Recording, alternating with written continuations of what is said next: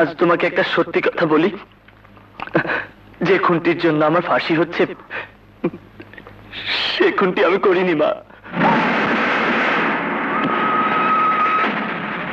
কি বলছিস তুই? মৃত্যুর আগে কেউ মিথ্যে কথা বলে না মা, আমিও মিথ্যে কথা বলছি না। এই তোমাকে আমি স্পর্শ করে বলছি সেই খুনটি আমি করিনি মা। তাহলে কোথা তুই নিশ্চুপ ছিলি কেন? ওরা কথা বলিসনি কেন? আমি চাইনি তোমার কথা মিথ্যে হয়ে যাক মা, তোমার অপমান হোক এটা আমি চাইনি, তাই আমি চুপ করেছিলাম। না, এ হতে পারে না, এ হতে পারে না। যে সত্যের জন্য আমি নিজের ছেলেকে কোরবানি দিতে চেয়েছি সেই সত্য এত বড় মিথ্যে হতে পারে না, কিছুতেই হতে পারে না।